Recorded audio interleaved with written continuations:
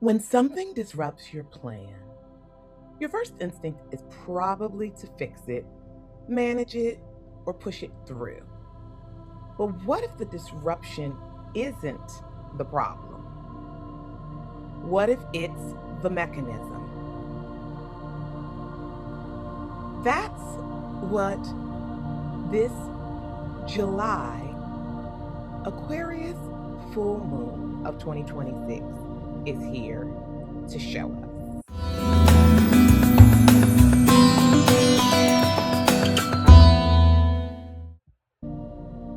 I want to welcome you to a new addition to 8th House Wisdom and the 8th House Wisdom channel.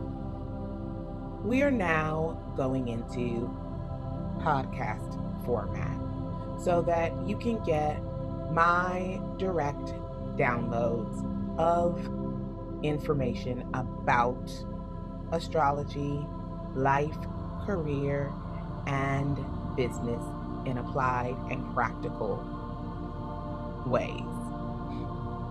Today, we are launching our first Lunar Wisdom Formula podcast episode on the Aquarius Full Moon. This is going to help us work through the event, which represents a 6-month culmination. It's a harvest moment, not a new beginning, because we are entering the ebb 2 times over. For our current lunar month, it is time to do the downshift and down regulating of stepping away from the seed. No more fertilizing and active tending.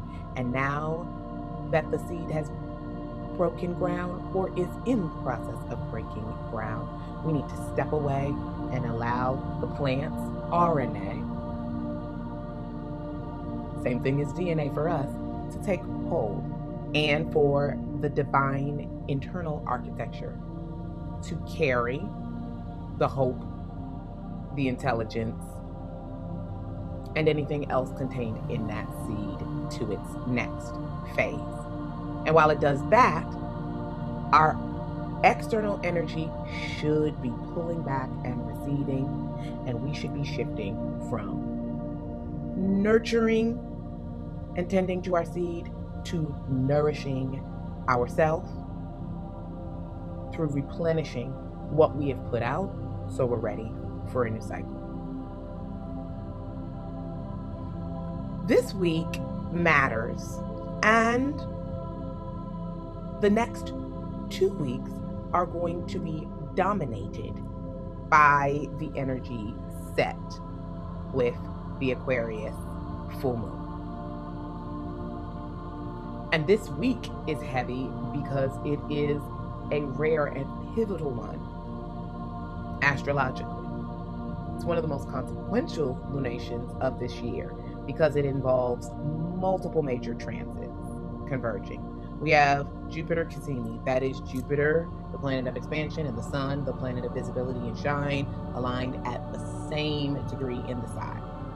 Some people say it is the Sun burning up the other planet, which is passing through the heart of the Sun. Other people think of it as the Sun lending its considerable light and shine to the planet that it is co-present with, amplifying its abilities. However you slice it, Jupiter is already an amplifier. So if it's providing additional amplification, that makes Wednesday the 29th an extremely potent and pivotal point in our mid-year trajectory. We also have Pluto in Aquarius, which is opposing directly this move, because Leo and Aquarius are opposite signs. A square would be a sign about 3 doors down. That is also followed up by the fact that the nodes have shifted into Leo and Aquarius, opening up an 18-month chapter of activation across the Leo and Aquarius axis. And we already had the prelude to that on the Lunar New Year, February 17th, where we had a new moon solar eclipse, which was foreshadowing this shift of the north and south nodes that we're experiencing right now. And I just want to be clear, the north and south nodes are not planets. They are mathematical calculations. They represent the final points of the orbit of the moon. We currently have the south node in Leo, so we are releasing aspects of ego and self. And we have the north node in Aquarius, where we are shifting towards the collective, what it needs and what it wants. There's a heavy activation cycle in the traditional 5th house of Leo and 11th house of Aquarius. And with Jupiter having just moved in to Leo on June 30th, we have a 12-month cycle of Jupiter expansion, which is also being nested into an 18-month cycle that we can really say began on February 17th of eclipses in the Leo and Aquarius axis.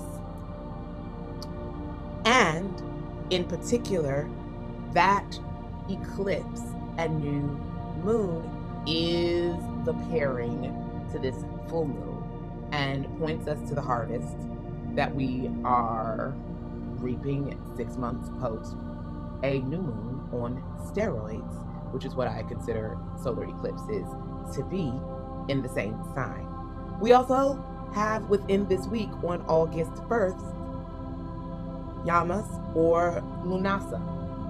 That is the cross-border Sabbath that happens and stands as the midpoint between the summer solstice, which happens between June 20th and June 22nd each year, and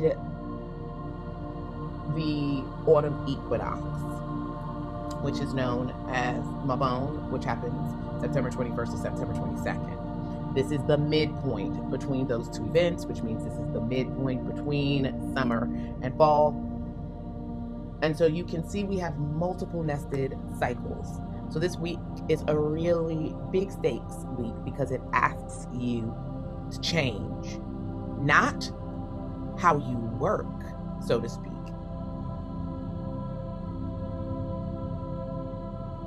but really the underlying habits around it.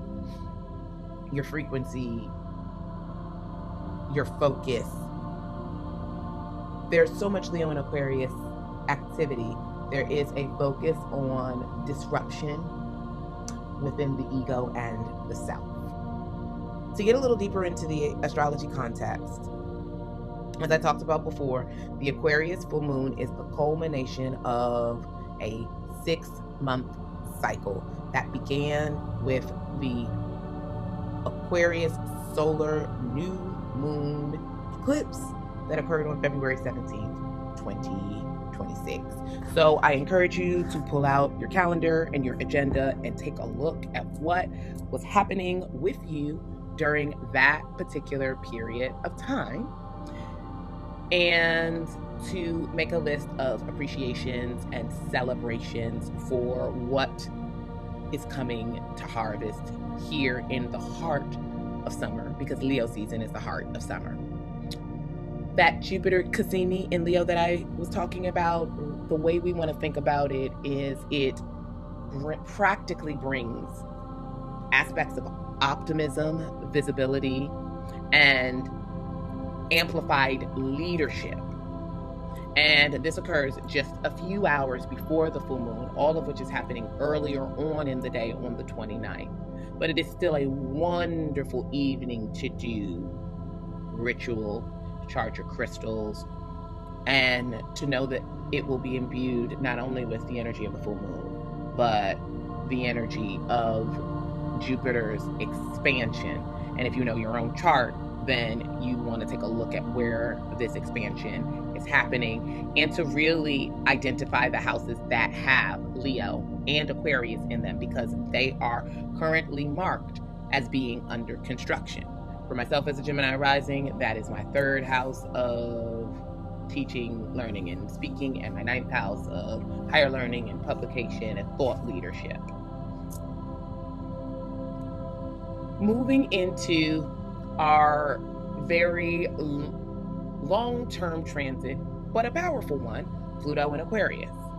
This is going to continue to bring up long-standing patterns surfacing so that we can take an honest assessment of what's going on under the hood in our Aquarius area of our chart. Traditionally, Aquarius is the 11th house, which rules community, friendship, and it is also the house of great gains. So it is the house that we look to if your chart is set up traditionally, because this would be the 2nd house to the house of career. So it shows how you gain finances and industry and income from the career and the work that you do. But we're really being asked right now to be honest and be willing to weather momentary disruptions for longer term growth. And we may see aspects of this because Pluto is a collective planet. So Pluto shows up less in your daily life because this is a 20-year transit. We had the official and final move into its current placement as of the beginning of last year. And so we are still riding that out. But you will see this potentially show up across the world stage. That means that there could be issues with world leaders, and there also are going to be some collective wins and gains for the community, for the world stage, for groups at large, because the North Node is in the sign of the collective. And you know, we need to buckle up because this is an 18-month cycle and transition. So we're going to be looking at those themes in Aquarius, and they're going to be doubled down because of the focus from the lunar nodes, right? Like I said, Pluto is a 20-year transit. So it will be in Aquarius until 2033. However, there is going to be a really increased focus with Jupiter and the eclipses and nodes being in that area, which will make the next 12 to 18 months, that will be a particular epicenter in your chart. The Leo Aquarius nodal shift is really bringing up themes of the collective versus the individual, performance versus stewardship, creativity in an artistic sense versus innovation in a technological sense. And please remember that a wheel and pencil and paper are technology. I'm not solely talking about electronics. However, I do believe that the innovation and creativity axis that we are looking at is definitely going to play out across the AI industry. But I also think that there may be some disruptions to that through the reintroduction of older forms of communication that may shift us more analog, because our current technological disruption has been automation, and there's a lot that happens with artificial intelligence. So I also see that there could be some growth on the opposite end, because the disruption to that is going back to pen and paper and going back to forms of earlier technology that are more labor intensive or human necessary. And again, cross quarter harvest energy is coming with Lammas and lunation, right? The first fruits of essentially the first 6 to 7 months of this year are being reaped. We are getting an opportunity to look at the first completions of essentially a fractional lunar cycle. We're almost halfway through the lunar year. We are also finishing up the Mercury post retrograde shadow. Mercury went direct on July 23rd. There's usually a 2-week window post where we are completing and recalibrating and kind of settling the things that were disturbed earlier on. And Mercury went retrograde around the 30th of June. So we're also talking 2 weeks before that, when we were experiencing the pre-shadow and the setup. So again, those are areas you want to look at. You want to look at the area of Cancer in your chart, because that's where Mercury was retrograde. But you also want to look at those dates. So we're talking June 15th through to about August 15th, and see where we've been having any communication do-si-dos. Know that it is not you, but that things are on their way to being remedied. Having said all of that, I think the core takeaway of the Aquarius Buck Full Moon and the Lunar Wisdom Formula for living in softness is about disruption. Because disruption is truly neutral. It is the mechanism through which growth, innovation, and sustainable leadership emerge.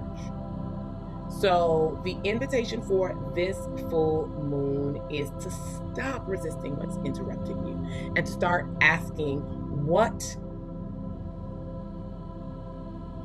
it is pointing you towards.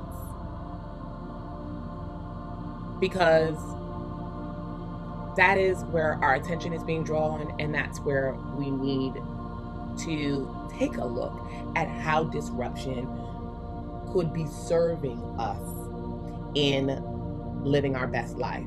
People always think about prayer, meditation, and affirmation as asking for more things. There are a section of people, let me not generalize. However, sometimes our prayers, our manifestations, the affirmations that we have actually require the grand architect, whatever force you understand operates the universal principles and laws that govern us. Sometimes it requires that things be removed. People are usually excited about positive disruptions because they feel like it's the establishment of something that they want. But we really have difficulty with what people will perceive as a negative disruption, aka this is not what I asked for, this isn't what I expected, right? Well, maybe what you want or are asking for is downstream this disruption. The disruption is not evil, it is not wrong. The disruption itself is neutral. It is our attitude that has to be worked on. And an important piece related to that is the fact that in the body, anxiety and excitement share the same physiological pathways and sensations. The body doesn't always distinguish the difference between them. So it is important for us to develop a mental discipline and a linguistic and scripting habit of choosing to interpret the sensation that could be described as I'm anxious about this, I'm worried about this, what about this, as I'm excited about this, I'm happy about this, I'm looking forward to this. Ooh, I feel so light and bubbly and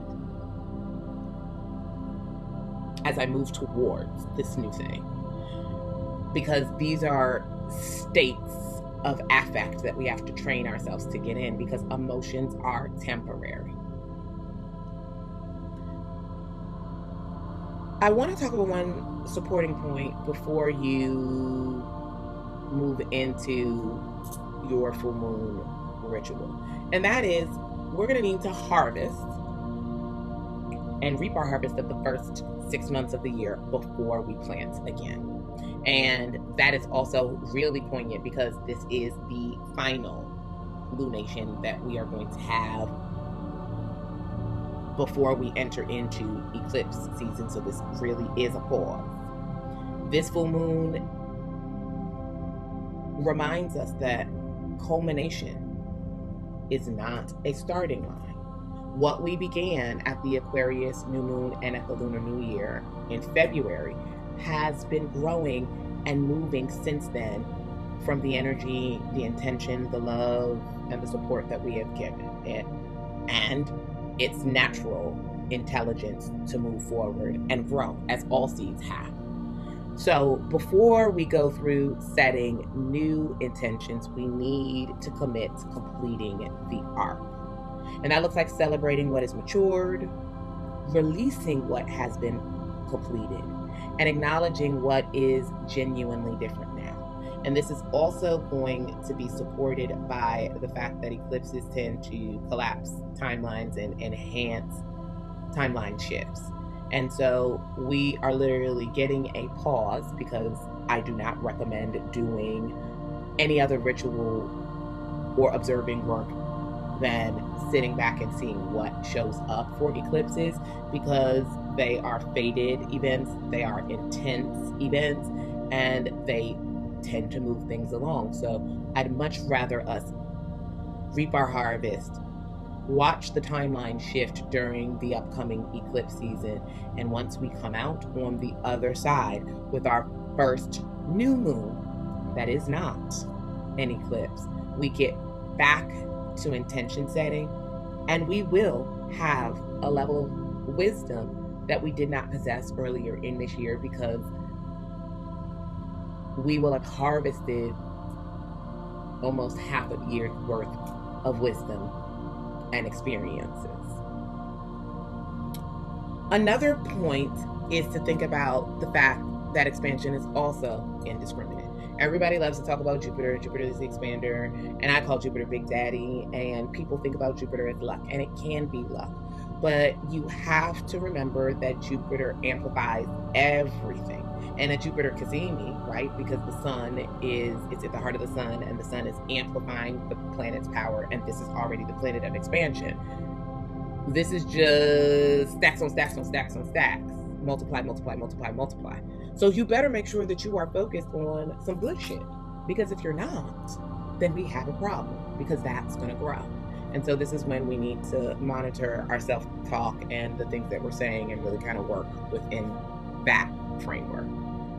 We want to address what no longer fits. Not everything that has grown belongs in our next chapter. Discernment is a skill. We need to know what to carry forward and what to release and harvest. We also need to understand that under this Aquarius maverick archetype, rebel archetype energy, and as women or femmes, people who identify with feminine energy, that leadership for us requires rhythm. Shifting from performing to stewardship, really guiding and moving things instead of schlepping and moving everything on your own. We have to accept that visibility is increasing, so that means responsibility increases too, and the responsibility is to build systems that serve the collective, ones that move us from external busyness and momentum towards internal integration, ones that allow us to change how work is done and disrupting what is breaking down in Western and capitalistic society, rather than forcing more output. The practical leadership and capacity application aspects of this moon are huge. It's really important for us to identify one familiar pattern that we have been defaulting to, and to ask whether or not it still serves our growth, and then to choose one disruption to follow instead of managing everything. We want to protect one window as we move into this 2-week ebb following the new moon in Cancer, and this 6-month ebb as we come down from the Aquarius full moon 6 months post the new moon in the same sign. And the most important thing to look at in this ebb period are our non-negotiables. We need to ask ourselves, what would we build differently if we could design it for our collective needs, rather than the personal, the individual, or the familiar. And a reflective question I want you to take in and think about as you're working with the energy of this moon is, where have I been mistaking disruption for failure, when it may actually be evidence that I am growing into greater alignment? And I want to say, as a closing, that integration is key. And for me, astrology is a lovely psychological tool, and I love a good horoscope, and I'll write them, but for me, it is a practical timing system that ties me to cycles, which are the lifeblood of women, because we are cyclical in nature. The hill I will die on is that women are not consistent. We are rhythmic and cyclical. I'm not trying to be consistent. I'm trying to be consistently rhythmic or consistently cyclical. And if I do that, then I like where my numbers look. If I'm expecting my cyclical nature, hormones, being, emotionality to be consistent, if I want to show up in the same steady state every day, well, that's a losing battle, and I'm never going to be where I want to. And one of the things that helps reorient me when I get into negative head spaces about this is understanding the nesting of cycles within cycles and how we move through that. Now, I talk a lot more about that in depth in my Aquarius Full Moon blog, as well as offering some specific rituals that you can engage in over the next 24 to 48 hours to honor this part of your chart. And why do I think ritual is important? Some people engage in ritual as a religious activity. I am speaking about ritual as a routine, as an organizing principle for our behaviors, for our sensation, which relates to the body or the soma, so that we can integrate what we know into something that we do and something that we feel, because women need to feel things, and then we need to feel good to do good. So as we think about the practical applications of the cycles that are converging right now, and how we can use this Aquarius full moon and apply the Lunar Wisdom Formula for our harvesting our highest good, I want to remind you to do just that. Make sure you harvest before planting again. And we are being given almost a month-long period, because the next new moon, in 2 weeks, the next new moon is a solar eclipse, and we will have a month-long eclipse season that gives us more or less 6 to 8 weeks to enjoy the harvest that we planted earlier in this year. I want to remind you that we are in the ebb cycle. A watch pot does not boil, so we are in the nourishing, replenishing portion of the feminine energy cycle. And rest is revenue. Rest is the key portion of production for feminine energy systems. If you apply the 80-20 principle, then 80% of feminine energy work is done internally and 20% externally, which should look like 50% of our energy and readiness production needs to look like rest. The more you rest, the more revenue, financial and energetic you have. And then 30% should look like internal planning and structures and all the rest of that kind of thing, so that you've got a full tank when you are ready to enact that plan with 20% of the remaining time. And that's a paradigm shift, because if you are working in the Lunar Wisdom Formula's flow and rhythm, women do more. We do about 80% of our work externally in about 20% of our time, because we have a short 2-week window. We're doing a lot of internal preparation, which you can't see, and then we do a flurry of work in a 2-week period, which means we need a heavied up period on the back end to recharge and start that cycle and that rhythm all over again. So remember, you don't need to earn rest. You need to schedule rest if you're trying to get her done. And we want to embrace that disruption, especially under the energy of the Aquarius full moon, is how evolution and revolution announce themselves. So don't just push it away and get an attitude. Get curious about it. The ebb is not empty. It is where nourishment and integration happen for the next cycle. And if we begin to utilize this undulating wave of working on and off, which is the Lunar Wisdom Formula, we begin to create our protection from burnout, resentment, autoimmunity, and so many other things that happen from working in a space that expects you to be linear in perpetual summer and requires you to translate all things feminine into active doing and gives no respect for all of the internal work you're doing. I mean, that's so important. So I hope that you are able to get something useful from this download about how to apply the Lunar Wisdom Formula, pacing, rhythm, and cycling for the Aquarius Full Moon.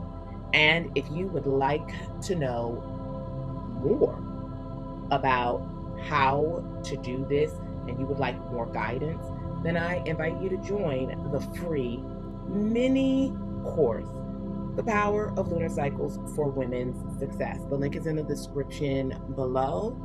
And that is going to lead you through a process of understanding the lunar month and lunar phases and how that cycle and following the energy of the moon's light provides an amazing framework for modulating and working with women's changing energy that also helps to guard against burnout and increase not only our external success, but our internal perception of the value and the joy of the work that we're doing and we're putting out. So in saying that, I'm going to get ready to sign off here, but I want to thank each and every wise one who is here with me and who is taking in this new format for how I am producing Lunar Wisdom Formulas.